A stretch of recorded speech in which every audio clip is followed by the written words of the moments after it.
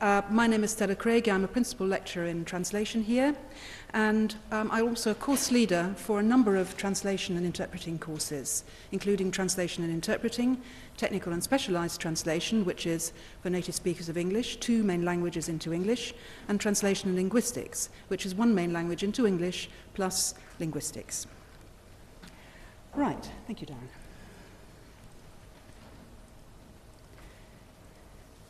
So we're going to look at training issues today, the kind of training that is available. Some of you have probably already trained, but there may be those amongst you who are, for example, undergraduates, or people who are relaying information to people who are still younger, maybe still at school or in the 6th form.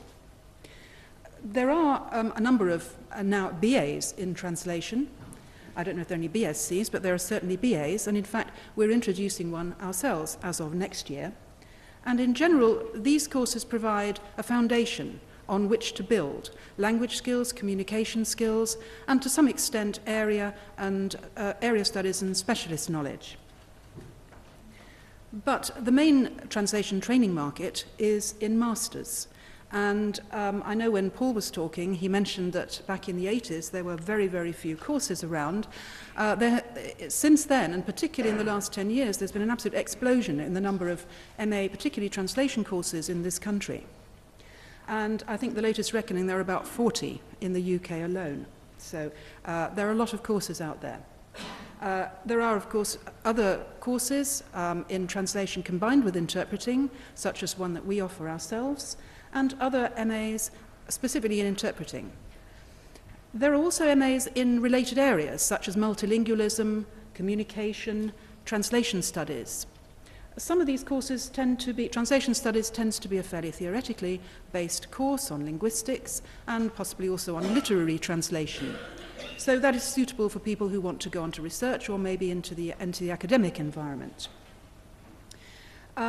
There are also other qualifications that can be taken that are not masters.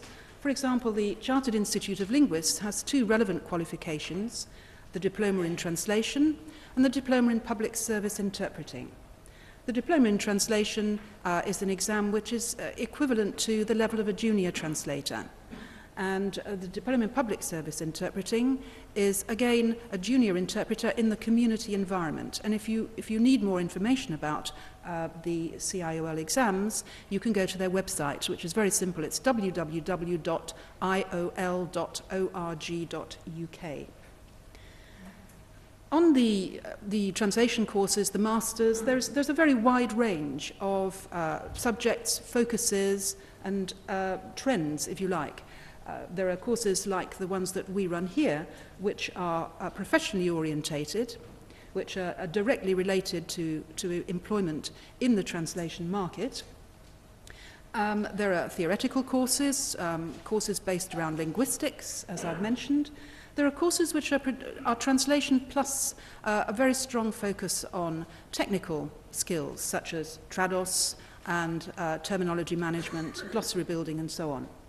And there are also a few courses which are specially orientated towards literary translation and publishing, and the publishing world. The interpreting course, there tend to be so many interpreting courses at MA level. And the ones that there are tend to specialize in either public service interpreting or community interpreting, or in conference interpreting. There are some which combine both skills. Conference interpreting, of course, and you will learn more about this later, combines the skills of liaison interpreting, sorry, I'm getting this wrong, combine the skills of consecutive interpreting and simultaneous interpreting. Liaison interpreting or community interpreting is what is done in the public service industry. And on these courses, you would also get information about professional practice, professional etiquette, and also you'd probably be trained in voice coaching. On both translation and interpreting courses, there's a very wide range of languages, a wide range of content, focus, and delivery. So the best thing to do is to decide, if you can, what particular area of interpreting you're interested in, what languages you wish to do, and and in translation, if you're particularly interested in the technical side, or more in the literary side, or more working for a translation company. And the information that you will find on university websites will guide you as to the focus of those particular courses. Most MAs and BA translation courses are full-time or part-time, daytime. There is some provision for evening courses for qualifications such as the Diploma in Translation and the Diploma in Public Service Interpreting. Some courses run a combination of evening and weekend and distance, but there are not very many of these in the master's environment. Next slide, please.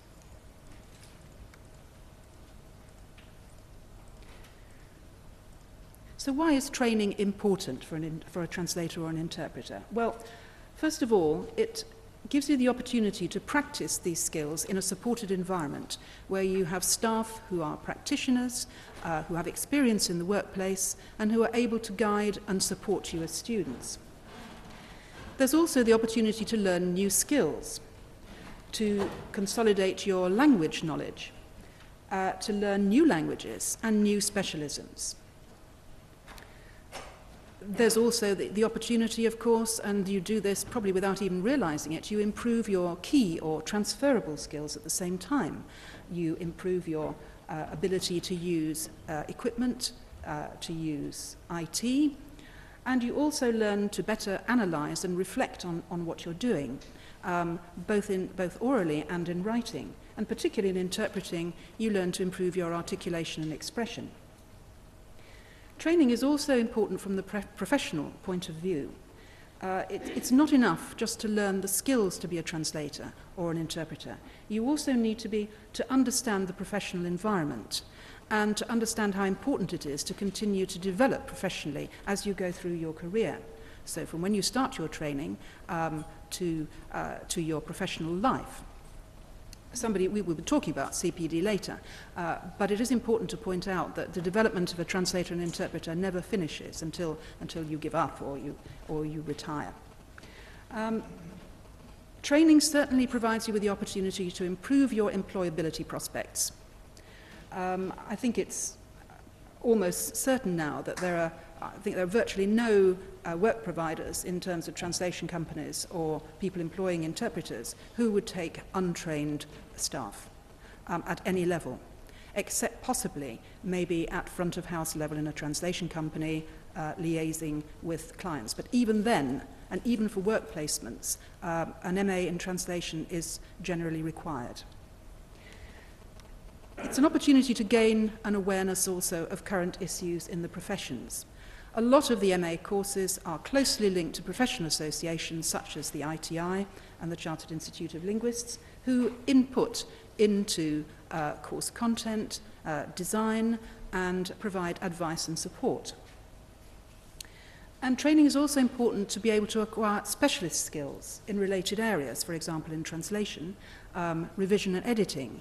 It is obviously very important for people to check their own work. The new European standards have been introduced, and all translators should be having their work revised and checked before submitting it to a client.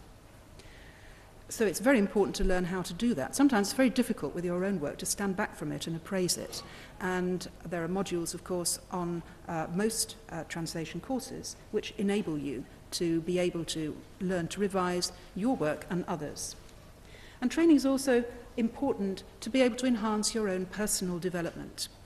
For example, I shall retire in 5 years' time, and I only do one language, which is Italian, but I'm now learning Romanian, so that I can go back to freelancing when I retire, and I will have a language which fewer people do. Therefore, it will give me a competitive edge in the market. So you're never too old to engage in professional development. Personal development as well. Course content. So what might the content be of, for example, a translation MA or MSc? Well, first of all, the range of languages. I've done a bit of research on this, and the main languages that appear to be offered from a sample of 10 universities are Arabic, Chinese, German, French, Italian, Russian, Spanish, and I should add to that Portuguese, which I forgot to mention. And there are less common, or what are perceived here anyway as less common languages, which are, for example, Greek, Japanese, Polish, and Turkish. Here we offer Arabic, Chinese, German, French, Italian, Russian, Spanish, Greek and Polish. Not in all combinations, but certainly all those languages from English. Interpreting qualifications and courses, the languages there tend to be the standard European languages, plus the new EU languages, and also increasingly the community languages, particularly in public service interpreting, such as Bengali, Mandarin, Tagalog, and these sort of languages. You would also do core modules, clearly, on translation and interpreting, or translation or interpreting, depending on which type of MA or MSc you go for. And your course would also have, if you do the full MA, would have an MA component, such as a research thesis, or, as in our case, an extended translation with a commentary and annotations on translation challenges. There are a range of related modules. Some may be core, some may be options on the various courses. For translation, for example, revision and editing I've mentioned, translation tools, which Paul has spoken extensively about, Trados, technical writing, where courses have a particularly strong focus on the technical environment, intercultural awareness, publishing, that's particularly relevant to literary translation, subtitling, and other specialist subjects, for example, legal, financial, scientific, and so on and so forth. Also part of some MAs, including our own, is the possibility of taking up a work placement. This is relevant really only to the translation environment. It's virtually impossible, unfortunately, to create work placements in the interpreting environment. We offer it as an option, but there are other universities that provide a work placement as standard. This is seen as being an extremely useful experience. And in fact, the students who do this module with us say the benefits gained are enormous in terms of understanding how things actually work in a translation company, things that they would never have dreamed of. And on the more vocationally or professionally orientated courses, there is a strong input in terms of professionalism. Professionalism, it may be in the form of a module, we have one here, or it may be a more informal arrangement where guest speakers are invited in to talk about what they do in the professions, rather like what we're doing today. Thank you, Jane.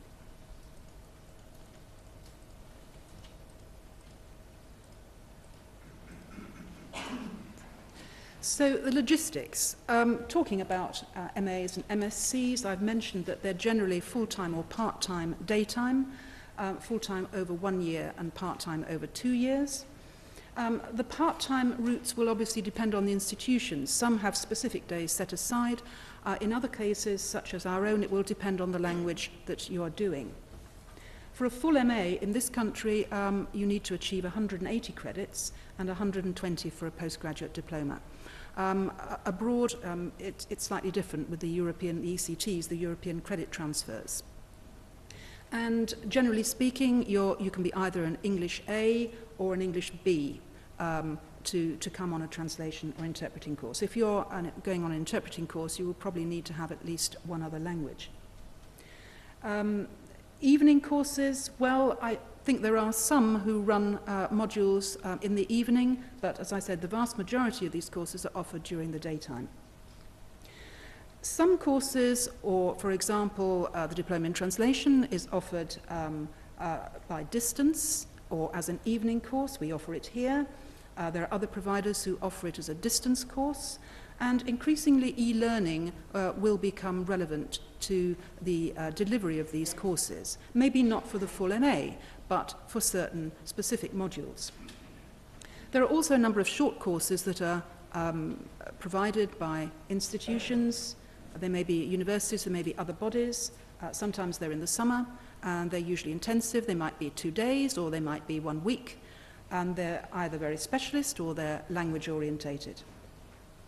The fee structures for MAs and MScs in this country, there's usually a two-tier structure, so you get a slightly lower fee for UK and EU, and a higher fee for overseas students. The admissions criteria for MAs and MScs will depend on the university in question, As a rule, we test students, or we test some, certainly on the translation and interpreting course, we test both competencies, and in some cases we interview students as well. It's very often the case that people come to us and say they want to be interviewed because they want to look around the university and they want to meet some of the staff, and we're very happy to do that. You can find plenty of information on MAs, MScs, and also, of course, on BAs in translation through UCAS, and now, increasingly in the future, the applications to universities will be made through a system called UK Pass, which is administered by UCAS. You can also find out from universities themselves about their courses. You can find out information from ITI. ITI has an education and training website or pages where there are details of a vast number of courses. The Chartered Institute of Linguists also has plenty of information on its website. I should also mention that ITI's website, which is a very easy one to remember as well, which is www.iti.org.uk. SILT, which is the National Centre for Languages, also provides a great deal of information about translation and interpreting. They have a very useful leaflet, which I think is available here, but can also, I'm sure they have it on their website. And Learn Direct apparently also provides the information that you would be looking for on universities. I was particularly asked by the ITI organiser, Emma Wagner, to talk about the disadvantages of lack of training. And I thought long and hard about this, and I came up with this checklist. And as I mentioned before, if you don't have a qualification or training in translation and or interpreting, you will find it hard to find work. That is, unless you do an extremely rare language, which nobody else does. I mean, I know for the moment, for example, people are desperate to find translators and interpreters for Latvian and Lithuanian and so on. So maybe if you didn't have an MA, but this was a language that you did, then you would probably find work. But for all the standard languages, you would not find work. The goalposts have changed a great deal in the last 10 years in particular, but also really in the last 20 years. When I studied languages, there was no such thing really as a translation MA. There might have been one here and one in Bath, but there weren't any others. It just shows you how old I am. And to think there are 40 now. And at the time, you just developed. You did languages at university, and then you sort of developed ad hoc, informally, and then you got into it one way or another. Today, the routes are much more specific and much more precise. And in order to really get a foothold in either professions, you will need a qualification at this level. If you don't have training, you won't understand the workplace. And that is vital in order to be able to market yourself and to be able to understand things like rates, to understand how to deal with translation companies, understand, for example, how they commission their work, and for interpreters to understand professional etiquette, to understand, again, rates, and all the different conditions and terms that relate to these jobs in the workplace. Professional etiquette is very important. I think the Code of Conduct is on the ITI's website. CIOL have a similar Code of Conduct, and I'm sure IEC, the Interpreting Association for Conference Interpreters, also has a professional Code of Conduct. And it is very important that people understand what the implications of these codes of conduct are. And somebody who is untrained will tend not to understand this. If you are untrained, you might get work through cyberspace, through the internet, and you will probably end up working for unscrupulous clients who will exploit you, because you won't understand the market, and you won't know what the going rates are, and you won't be able to orientate yourself in the market. So you might be receiving work from all over the place and then not getting paid. And that will partly be because you haven't been properly prepared for it on an adequate MA in translation or MSc. You will also not know about the legal issues that are involved. What is a contract? This is important also to understand what a contract is. It's important to understand the documentation that you need in order to be able to work for a translation company or work as an interpreter. You need to understand what happens if you're under contract. You need to understand deadlines. And if you need to make a claim for money that you've not received, you need to understand the processes that are involved in that. And you also need to understand what professional indemnity insurance is. All translators and interpreters, and in fact most providers now, work providers, require a freelance translator or interpreter to be covered by professional indemnity insurance. You would also find it difficult to benefit from peer support and networking if you were not trained, because you would not be in contact with the right people, basically. You would not be in contact with peers, you would not be in contact with professional associations. And when I came back to this country from Italy, I was already a member of ITI, but I found it very difficult to get work initially, and all my work came to me through other members of ITI. I didn't get it through answering adverts, I didn't get it through applying to translation companies. I got all my initial work through other fellow members of ITI. So it just shows how important networking is. Another disadvantage would be the lack of resources. You wouldn't understand things about using translation tools. You wouldn't understand maybe working in split screen as a translator, which is what I always teach my students. You wouldn't understand maybe about overwriting PowerPoint presentations into another language. There are all sorts of resources that you would not be aware of, online dictionaries and many others, terminology management programs and so on. You would be working in isolation. All translators work, or a lot of translators work in isolation, but if you were untrained, you'd be even more isolated. And you'd be probably obliged to take on any work in order to survive. And that would create, obviously, a number of problems. You would be working unprofessionally, you would not be checking your work, you would not have any guidance, and you would be at the mercy of the market, which is increasingly a very vicious market, because there are countries, I mean, I get targeted by emails from countries which I won't mention, saying that we can undercut all your prices. So please send us your translations. So that is a sign, unfortunately, of the way the market is going. And there are people nodding here, Paul, for example, and know this to be the case. Thank you, John. So what sort of resources do translators and interpreters need? Well, as I've mentioned, they need to be able to use specialist IT and equipment. I won't dwell too long on this. To understand how professional associations work, I've mentioned this already. Dictionaries and glossaries. Well, I mentioned I'm learning Romanian. I use a Romanian online dictionary, and it's not the easiest of things in the world to get used to. And certainly if you're being trained and you have the support of staff at university, then it's much easier to be able to learn how to deal with these tools and how to get around some of the problems. You also need reference works if you want to be a legal translator. You will need books and texts on the legal systems that you're dealing with. So, and for example, in Italian, the various codes, you would need to have those in order to be able to check references. You also need advice and support from professionals and experts. So once you're out there in the big wide world, then you would also want to be connecting up and linking up and networking with people maybe who have more experience than you, who can give you advice. And for example, if you are a student member and then an associate member and then a full member of ITI, then you would get access to people who have more knowledge than you and who can guide you. And this is also extremely important. Online resources I've mentioned.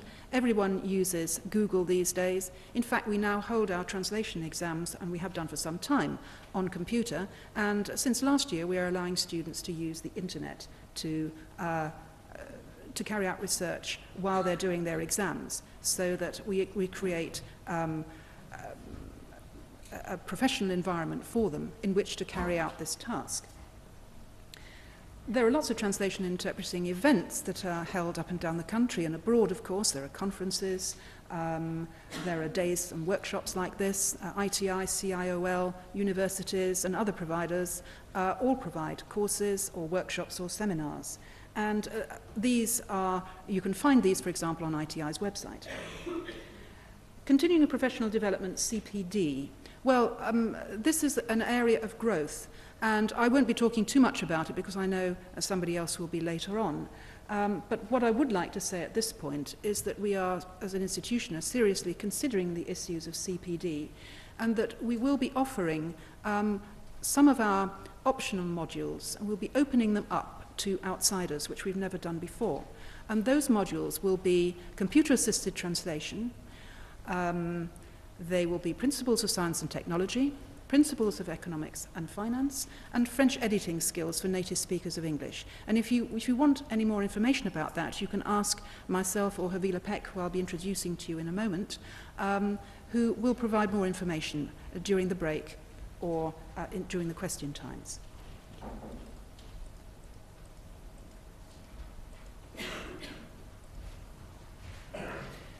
Training events. So, what kind of training events can you engage in specifically for your own professional development? Well, self-directed learning, that means it's a do-it-yourself training where you read, you visit the countries that are related to your work, you access online resources, you learn a new language, for example. Courses, seminars and workshops. Well, again, this is pretty obvious. We've mentioned this. There are a whole range of, a massive range, in fact, of provision of these events up and down the country and also abroad.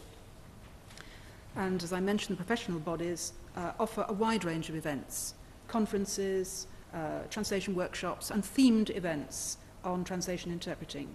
And also, ITI's regional and language networks offer these workshops. Universities and colleges run events, often in conjunction with IOL and ITI, like this one. And as I mentioned, there are the various regional networks, subject networks and languages networks run by ITI. And there is also the opportunity for online mentoring by ITI. And the final slide regards employment. So after all this training, where will you go? What will you be doing? Well, interpreting, increasingly there is a big demand for community interpreters. And interestingly, I was at a conference in March where, although it was talking predominantly about translation, it said that there was now a growing demand and a growing focus within the EU to try and create a higher profile for community interpreters. It's seen as being an extremely important way forward.